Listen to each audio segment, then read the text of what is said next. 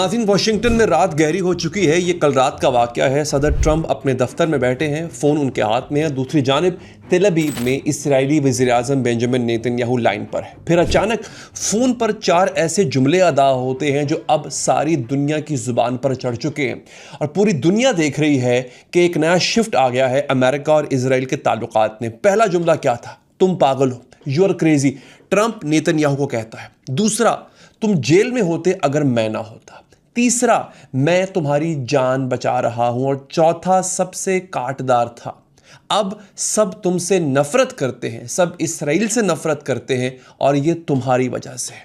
दोस्तों, ये अल्फाज किसी गुस्से में आए हुए दुश्मन के नहीं, ये अमेरिकी सदर के हैं और वो अपने सबसे करीबी इत्तेहादी से कह रहा है।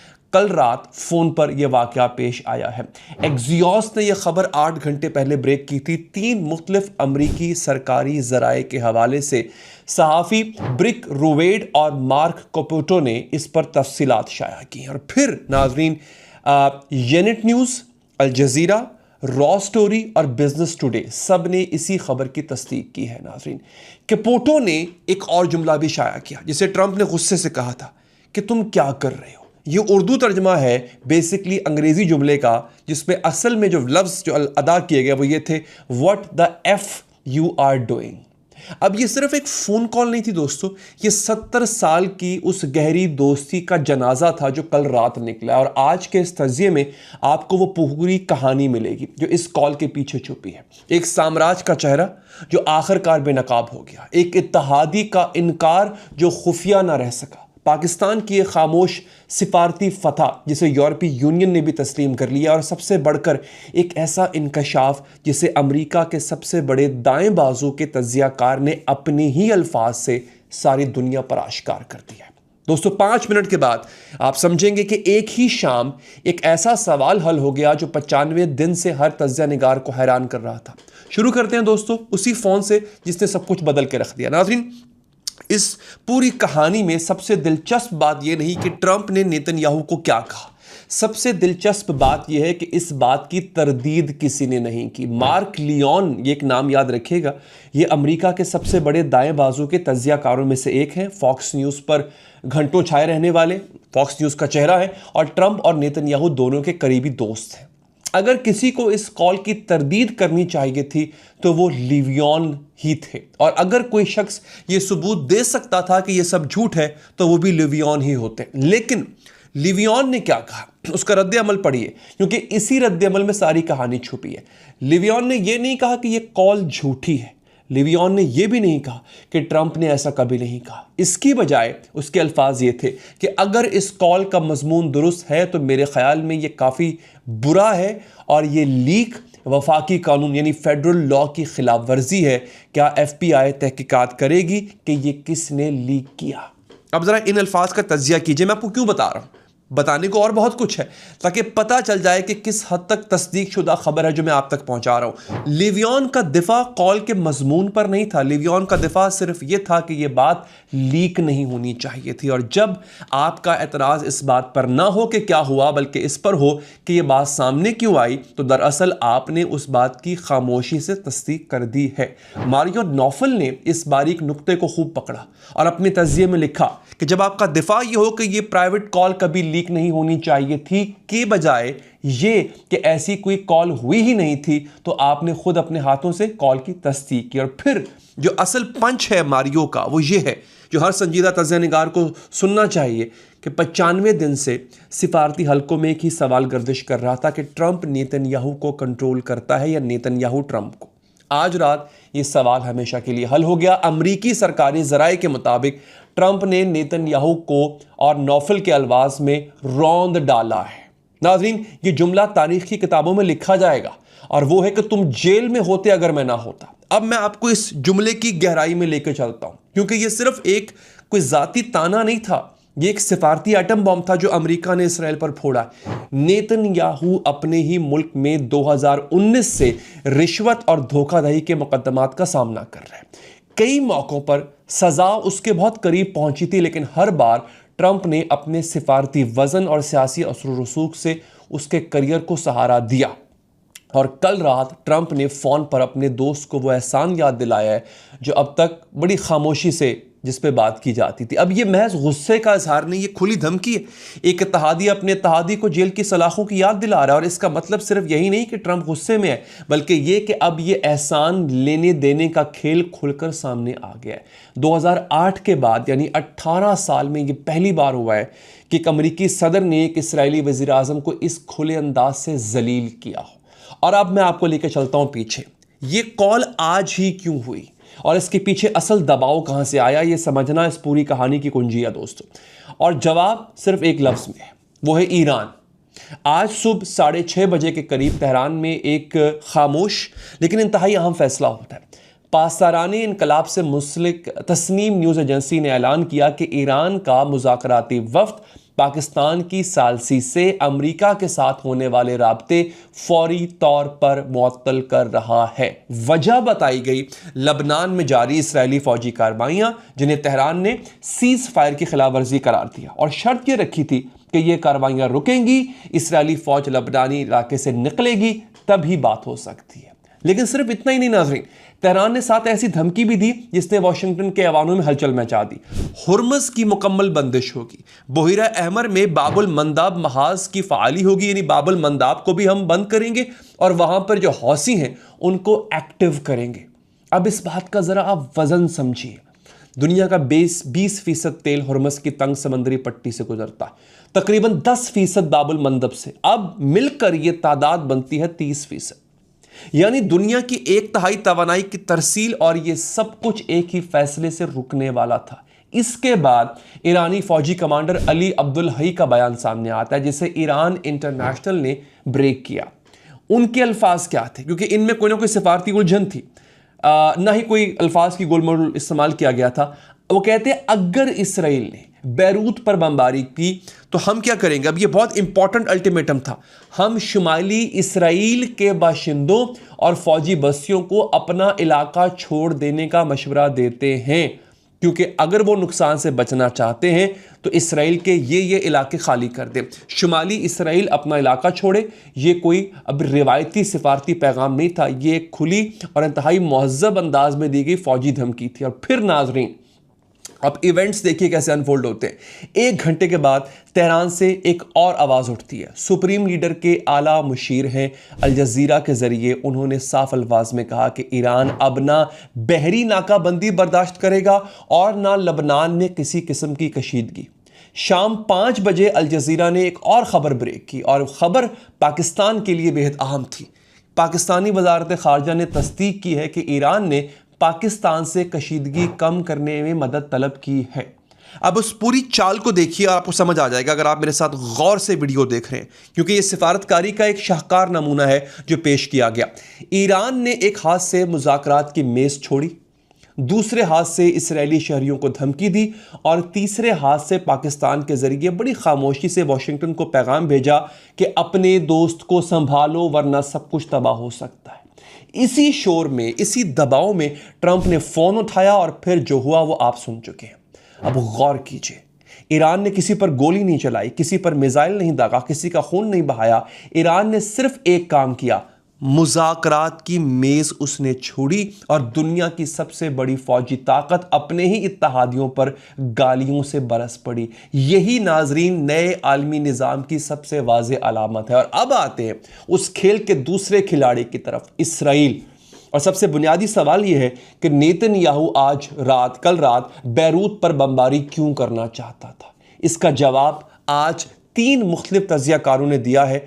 3 मुख्तलिफ बर्र-ए-आज़मों से हैं ये, 3 मुख्तलिफ नज़रियात के साथ, लेकिन जो नतीजा निकाला तीनों ने नाज़रीन वो एक ही था। अब ये सुन के आपकी हैरानी में और इजाफा होगा दोस्तों। पहले है अरब तज्ज़ियाकार मुइन रब्बानी। सुबह के वक्त उनका तज्ज़िया शाया हुआ और इसमें उन्होंने एक ऐसी बात लिखी जो पूरी चाल को खोल कर रख देती है। रब्बानी लिखते हैं, गौर से सुनिएगा, कि इसराइल का बैरूत पर दोबारा बमबारी का ऐलान असल में हिज़्बुल्लाह या लबनान के बारे में नहीं था। इसराइल को पूरा यकीन था, और रब्बानी के मुताबिक सही यकीन था, कि ईरान इस हमले को सीज़ फायर की नाकाबिले कबूल खिलाफ वर्जी समझेगा और पलटकर जवाब देगा। और इसी जवाब से अमेरिका और ईरान के दरमियान होने वाले तमाम मुज़ाकरात बिखर जाएंगे। इसराइल दर हकीकत यही चाहता था। यह सिफारतकारी का बिलवास्ता कत्ल है और इस कत्ल का हथियार बैरूत की आबादी पर गिरने वाले बम थे। अब दूसरे तजिया निगार पर आते। अमरीकी माली तजियाकार हैं बैरेट एरिक्सन। यही नुक्ता पकड़ा उन्होंने भी। उनके अल्फाज रब्बानी से ज़्यादा सख्त थे। इसराइल ने बैरूत पर हमले बढ़ा दिए और ये मेरे ख्याल में, वो कह रहे हैं, बहुत से दीगर तजियाकारों के ख्याल में जानबूझकर किया गया। मकसद साफ है, ईरान अमरीका मुआहदे को शुरू होने से पहले तबाह कर देना। और तीसरे सबसे अहम तजियाकार खुद इसराइली फौजी इंटेलिजेंस के साबिक ईरान डिवीजन चीफ हैं डैनी सेंट्रोविच। यानी ये शख्स इसराइली एस्टैब्लिशमेंट का अपना आदमी है और आज अपने ही मुल्क की पॉलिसी पर सवाल उठा रहा है। सेंट्रोविच ने साफ अल्फाज में ट्रंप के सामने एक ऐसा इंतखाब रख दिया जो टाला नहीं जा सकता। उसके अल्फाज ये थे, अमरीका एक साथ ईरान से जामिया मुआहदा और इसराइल को लबनान में आज़ाद हाथ देना, फ्री हैंड देना, दोनों नहीं दे सकता। क्या ईरान के साथ जामिया मुआहदा और इसराइल को लबनान में फ्री हैंड, ये दोनों मकासद एक दूसरे से बुनियादी तौर पर टकराते हैं। कभी ना कभी इंतजामियों को फैसला करना ही पड़ेगा कि इनमें से कौन सा मकसद उनके लिए ज्यादा अहम है। और अब आने लगी है काट। ट्रंप ने आज कल रात फोन पर अपना इंतखाब कर लिया। क्या ईरान? एक्सियोस के तज्जिए का यह सबसे अहम नुक्ता है जिसे गौर से पढ़ना चाहिए। ट्रंप का असल गुस्सा इस बात पर था कि नेतन्याहू की लबनान में शिद्दत पसंदी ईरान के साथ उसके मुज़ाकरात को तबाह करने वाली थी। ट्रंप ने इस लम्हे में इसराइल की बजाय ईरान का इंतखाब किया। ट्रंप ने ईरान का इंतखाब किया। 70 साल में यह पहली बार हुआ है। और दिलचस्प बात यह है कि नेतन्याहू ने कॉल के बाद आवाम को एक बिल्कुल मुख्तलिफ कहानी सुनाई। इसराइली सहाफ़ी ब्रिक रोवेड ने उसका सरकारी बयान नकल किया है। वो कहता है, ट्रंप कहता है, मैंने आज शाम सदर ट्रंप से बात की और उन्हें बताया कि अगर हिजबुल्लाह ने हमारे शहरियों पर हमले बंद ना किए तो इसराइल बैरूत पर हमला करेगा। अब इस बयान को दोबारा सुनिए क्योंकि इसमें एक पूरी कहानी छुपी है। नेतन्याहू अपनी आवाम को बता रहा था कि मैंने ट्रंप से कहा है कि हम लड़ेंगे, जबकि ट्रंप खुफिया कॉल में उसे कह रहा था कि तुम पागल हो, तुम जेल में होते। और यही जो फासला है नेतन्याहू की शिकस्त की असल अलामत है। वो अपनी आवाम के सामने सच नहीं बोल पाया। अब कॉल खत्म होने के कुछ ही देर के बाद ट्रंप ने ट्रूथ सोशल पर एक पोस्ट लगाई और इस पोस्ट का अंदाज उसकी जो प्राइवेट गुफ्तगू है उससे मुख्तलिफ था। पोस्ट के अल्फाज ये थे, मेरी बेनियामिन नेतन्याहू से एक बड़ी मुफीद कॉल हुई है। बैरूत पर कोई फौज नहीं जाएगी और जो फौज जा रही थी उसे वापस बुला लिया गया है। और फिर आला नुमाइंदों के जरिए मेरी हिजबुल्लाह से भी एक बहुत अच्छी कॉल हुई है। अब जरा रुकिए, गौर कीजिए। ट्रंप ने यह दावा किया कि उसने हिजबुल्लाह से बात की है। अब असल हकीकत क्या है ये सुन लीजिए क्योंकि ये आज की सबसे दिलचस्प सिफारती तमाशगिरी है। अल अरेबिया ने कुछ ही देर पहले एक रिपोर्ट शाया की जिसमें वाशिंगटन में लबनानी सफ़ीर ने बताया कि हकीकत क्या थी। सफ़ीर के मुताबिक हिजबुल्लाह ने बाहमी जंगबंदी की अमरीकी तजवीज़ कबूल कर ली थी, लेकिन ये तजवीज़ हिजबुल्लाह तक बराह रास्त अमरीकी सदर ने नहीं पहुंचाई थी। असल सिलसिला ये था, ट्रंप ने लबनानी सफ़ीर से बात की, लबनानी सफ़ीर ने अपनी हुकूमत को पैगाम पहुंचाया, लबनानी हुकूमत ने हिजबुल्लाह तक पहुंचाया और फिर बाहमी जंगबंदी पर इत्तफाक हुआ। यानी ट्रंप ने हिजबुल्लाह से बात नहीं की, ट्रंप ने एक वास्ते के ज़रिए पैगाम भेजा था और फिर अपनी पब्लिक पोस्ट में शेखी मारी कि मेरी हिजबुल्लाह से बात हुई है। अब सिफारतकारी का एक ड्रामा रचा जा रहा है, ये शायद तारीख में दोबारा हमें कभी देखने को नहीं मिलेगा। और अब इस पूरी कहानी पर एक अरब तजियाकार हैं अब्दुल सलाम सोहले, उन्होंने बड़ा कमाल का तबसरा किया है जो पूरी शाम की असल सच्चाई को नंगा करता है। उसके अल्फाज ये थे कि सिर्फ ये कि इसराइल ने पिछले 2 दिनों में जो इलाके कब्जे में लिए इन्हें मजबूत किया, आखिरी बुलंदियों पर लेकर गया, सूरत हाल को मुंजमद कर दिया, इलाकाई ममालिक को खामोश करने के लिए एक ड्रामा खेला गया और पसे पर्दा चीज़ें अपनी पुरानी डगर पर चलती रहीं। ये जो ड्रामा है यही ट्रंप की सिफारतकारी का दो रुखा चेहरा है दोस्तों। पब्लिक में वो ऐलानात करता है कि अमन कायम हो गया, प्राइवेट में वो अपने दोस्त को पागल कहता है और हकीकी ज़मीनी सूरत हाल ये है कि जनूबी लबनान में इसराइली फ़ौज आज भी खामोशी से आगे बढ़ रही है। ये है अंदर की बात। अब्दुल सलाम की मंतक बड़ी साफ है। ट्रंप ने नेतन्याहू को सिर्फ एक पाबंदी पर डांटा था, बैरूत पर बमबारी ना करना। लबनानी इलाके में आगे बढ़ने की अभी भी खुली इजाज़त है और यही इस सारी तमाशगिरी की असल कहानी है जो मैं आप तक पहुंचा रहा हूं दोस्तों। अब जो इस शाम का बड़ा गहरा इंकशाफ हुआ, मारियो नौफल एक आज़ाद आलमी तजियाकार हैं, उन्होंने सिर्फ एक जुमले में इसको जो है वो बंद किया, जो पूरी कहानी की रूह है। ये जुमला मैं आपको बताऊं कि इस पे स्टडी की जाएगी आगे चल के। क्यों? आज की सबसे बड़ी खबर यह नहीं कि इसराइल ने बैरूत पर बमबारी की धमकी दी, ना ये कि ईरान ने मुज़ाकरात रोके। आज की सबसे बड़ी खबर यह है कि ईरान ने इसराइल को बैरूत पर बमबारी की सूरत में इसराइल पर बमबारी की उल्टी धमकी दी। क्यों? ये मामूली बात नहीं हो रही है। ईरान ने इसराइल को धमकी दी और इसराइल ने धमकी सुन ली, और फिर नोफल ने जो नतीजा निकाला वो ये कि ये मशरिक़ वस्ता के एक नए आलमी निज़ाम की पहली वाज़ेह झलक है। देखिए, जो सिफारती अंदाज होता है, हम आम लोग उसको समझ नहीं पाते। ईरान ये कह रहा है कि तुम ये करोगे तो मैं वो करूंगा।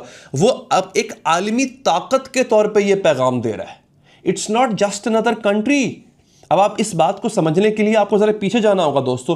पिछले 50 साल में रिवायत ये थी कि इसराइल धमकी देता था और ईरान अपनी महदूद ताकत के साथ या तो खामोशी से सहता था या बिलवास्ता जवाबी कार्रवाई करता था अपनी प्रॉक्सीज के जरिए। आज रात के 7 बजे ये रिवायत पलट गई थी। ईरान ने बराह रास्त इसराइल को वार्निंग दी और इसराइल ने बराह रास्त अपनी बमबारी रोक दी। 70 साल में ये पहली बार हुआ है कि एक ईरानी जनरल का बयान एक इसराइली वज़ीर-ए-आज़म का फौजी फैसला बदलवा दे। ईरानी अमरीकी तज्ज़ियाकार है सीना तूसी, उन्होंने एक और बड़ा बारीक नुक्ता पकड़ा जो इस तब्दीली की गहराई को और वाज़े करता है। तूसी लिखते हैं कि ट्रंप जो कुछ ही महीने पहले ईरान की हुकूमत गिराने की बात करते थे, अब न सिर्फ उस हुकूमत से मुज़ाकरात कर रहे हैं, बल्कि बार बार अपने बयानात में उसे इस्लामी जमहूरिया ईरान के सरकारी नाम से पुकारते हैं। ये आप ज़रा नोट कीजिएगा। आपके सामने कुछ ट्रूथ सोशल के मैंने क्लिप्स भी रखे। वो बार बार इस्लामी जमहूरी ईरान कहते, ईरान नहीं कहते। वो कहते हैं कि तस्लीमात और जवाज की वो सतह है जो इस जंग के आगाज़ पर नाकाबिले तसव्वुर थी। यानी तेहरान जिसका नक्शा बदलने की बातें हो रही थी, आज अपनी शनाख्त खुद अमरीकी सदर से सरकारी तौर पर मनवा चुका है। और दूसरी तरफ इसराइल, जिसे दहाइयों तक खित्ते की नाकाबिले तस्खीर ताकत कहा जाता था, आज अपने सबसे करीबी दोस्त से जेल की धमकियां सुन रहा है, गालियां सुन रहा है। देखिए नाज़रीन, तारीख हमेशा हमें यही सिखाती है कि इक़्तिदार आहिस्ता आहिस्ता और खामोशी से बदलता है। शोर सिर्फ वो मचाते हैं जो दर हकीकत रुखसत हो रहे होते हैं। आज ऊंची आवाज़ तेल अवीव और वाशिंगटन से आ रही है और तेहरान हमेशा की तरह खामोशी से मुस्कुरा रहा है। अब मैं आपको लेके आता हूं अपनी कहानी पर। यूरोपीय यूनियन की खारजा पॉलिसी की सरबराह हैं काया कालास, जो यूरोप का सबसे बड़ा सिफारती नाम मानी जाती हैं। उन्होंने आज एक ऐसा तारीख़ी बयान दिया जो हर पाकिस्तानी के दिल पे छप जाएगा। कालास के अल्फाज ये थे कि पाकिस्तान ने एक बड़ी जंग को रोका, एक मुकम्मल जंग को रोका है। अब ये सिर्फ एक सिफारती तारीफ नहीं है, ये यूरोपीय यूनियन की सरकारी तौसीक है। इसका मतलब साफ है कि अगर आज रात इसराइल ने बैरूत पर बमबारी कर दी होती और ईरान ने अपनी दी गई धमकी के मुताबिक इसराइल पर जवाबी हमला किया होता, तो ये कोई इलाकाई लड़ाई ना रहती, ये एक आलमी जंग बन जाती और दुनिया को इस जंग से बचाने में सिर्फ एक मुल्क ने कलीदी किरदार अदा किया, और वो था पाकिस्तान। पाकिस्तानी लीडरशिप का फ़ोन, एक पाकिस्तानी वज़ीर ख़ारजा की कॉल और 3 घंटे की शदीद सिफारती मुशक्क़त, इस सब के बाद नाज़रीन दुनिया की सबसे बड़ी ताकत के सदर को अपने सबसे करीबी दोस्त को गालियां देना पड़ी ताकि वो पीछे हटे। अब ये काम $6 अरब की फ़ौज से नहीं होता, ये काम सिर्फ एतबार से होता है। और आज 66 साल बाद, यानी 1960 के कैंप डेविड के बाद, ये पहला मौका है कि किसी गैर मगरबी मुल्क ने एक आलमी जंग को टलवाया है। और अब हमारे हिंदुस्तानी भाइयों से भी एक बात मैं करना चाहूँगा, ये कहानी सिर्फ पाकिस्तान की नहीं, ये आपकी भी है और आपके बच्चों के मुस्तकबिल की भी है। क्योंकि अगर आज रात ये जंग फटती छिड़ती तो खाम तेल $150 फी बैरल पर होता। हिंदुस्तानी रुपए का हाल आपके सामने है। मुंबई का स्टॉक बाजार आज जो है वो ग्रे रंग में नहीं है, गहरे सुर्ख रंग में बंद होता है। आपके जो किराए की कीमत है, आपके बच्चों की स्कूल की फीस है, आपकी अम्मी की जो दवा है, सब पर इसका असर पड़ता। पाकिस्तान ने आज रात चुपचाप आपके और हम सब के घर के लिए भी कुछ ना कुछ बचाया है दोस्तों, और शायद टेलीविज़न चैनल्स आपको ये बात नहीं बताएंगे नाज़रीन। तो आज जो हकीकतें मैंने आपके सामने रखी हैं, उसमें सबसे बड़ी हकीकत क्या है कि इस पूरी सिफारती जंग के अंदर आज अमेरिका और इसराइल वो एक दूसरे के आमने सामने खड़े हो गए। और फातेह कौन है इस वक्त? मैं आपको छोड़ देता हूं, आप लोग कमेंट करके बताया करें कि आपको क्या लगता है कि फातेह कौन है इसमें। और यहां पर एक सवाल है जो कल रात से हर सफारत खाने में गूंज रहा है कि अगर दुनिया की सबसे बड़ी ताकत का सदर अपने करीबी तरीन इत्तेहादी को फ़ोन पर जेल की धमकी दे रहा है, अगर इसराइली वज़ीर आज़म अपनी आवाम के सामने हकीकत बयान करने से कासर है, अगर ईरान एक गोली चलाए बगैर आलमी फ़ौजी ताकतों को ठहराव पर मजबूर कर रहा है, और अगर पाकिस्तान अपने कर्जों और मसाइल के बावजूद यूरोपीय यूनियन से सरकारी तौसीक पाता है, तो सुपर पावर आज के दिन आखिर किसका नाम है नाजरीन? ये एक बड़ी अजीबोगरीब बात है नाजरीन। अल्लाह ताला हर मजलूम को ताकत दे, हर धमकाने वाले को एक ऐसा आईना दिखाए जिसमें उसे उसका असल कद और अपना असल चेहरा नजर आ जाए। और अगर आपको ये वीडियो पसंद आई हो, वीडियो को लाइक कीजिएगा। फेसबुक पर मैं लाइव आता हूं, जहां पर लाइव कॉल्स लेता हूं, लेकिन वहां पर आपने सिर्फ फॉलो नहीं करना, सब्सक्राइब भी करना है ताकि आप उन लाइव कॉल्स का हिस्सा बन पाए। अपना ख्याल रखिए नाजरीन, अल्लाह निगहबान।